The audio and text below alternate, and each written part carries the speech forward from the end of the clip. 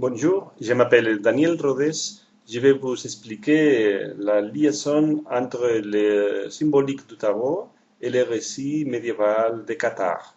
Nous avons trouvé une intéressante relation spatiale et temporelle entre l'apparition des plus anciens jeux de tarot et l'apparition de le récit Qatar.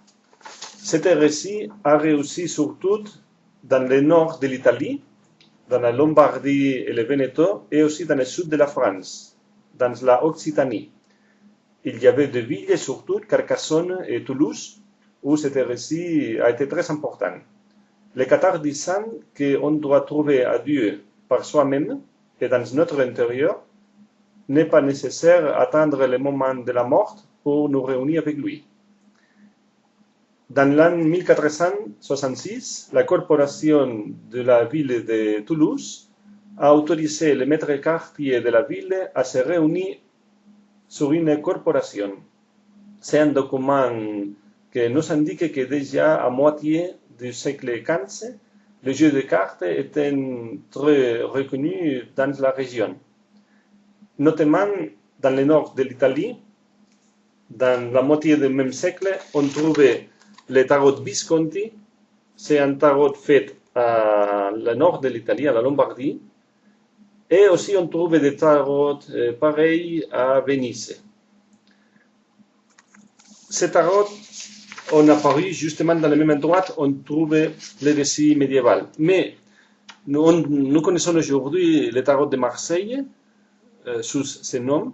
Mais curieusement, la première fabrique de tarot de Marseille n'existait jusqu'en 1672. François Chausson a fabriqué le premier tarot de Marseille, c'est-à-dire 2 ans plus tard que ce tarot que nous avons parlé. Dans le tarot, on trouve une disposition qu'on appelle les 3 septenaires. Les 3 septenaires sont 3 ranges de 7 cartes avec une carte à part. Donc, les maths ou les fous n'a pas de numéro. Alors, on trouve 21 cartes numérotées. C'est une structure qu'on connaît déjà de plus longtemps. En Espagne, spécialement, il fait 25 ans que plusieurs auteurs en parlent déjà. Mais personne n'a trouvé encore jusqu'à présent la relation entre cette structure et le catharisme. Nous disons que dans cette structure, on trouve 3 niveaux de l'être humain. La personnalité, le corps, l'âme au milieu et au-dessus, desde le diable jusqu'au monde, l'esprit. On trouvait aussi cette même disposition sur les arcans mineurs. Dans les arcans mineurs, on trouvait 4 couleurs. Il y a épée, coupe, bâton et denier.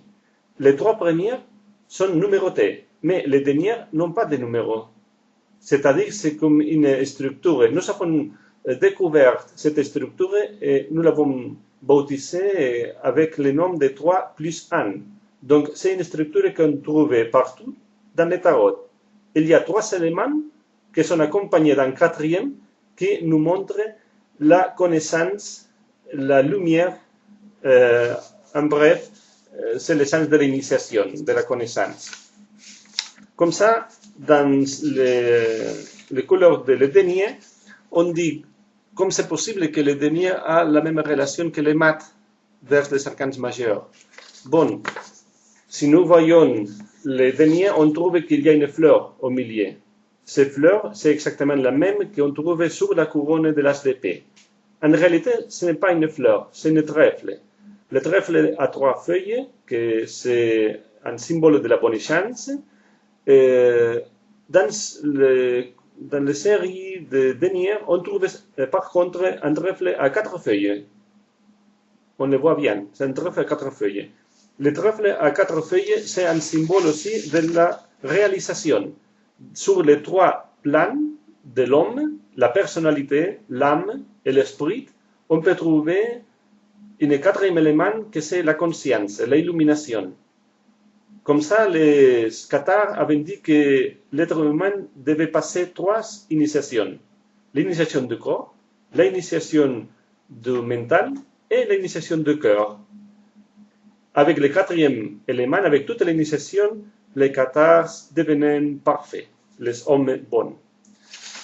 Sur le druidisme, on trouvait aussi les 3 cercles. Sont les 3 niveaux d'être humain. À un certain instant, la lumière du soleil va pénétrer jusqu'au milieu. Alors va illuminer tous les 3 cercles, comme dans les arcanes mineurs.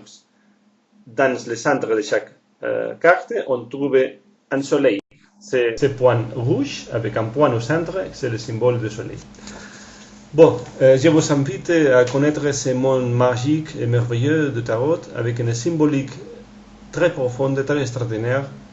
Je vous souhaite très bonne chance. Au revoir.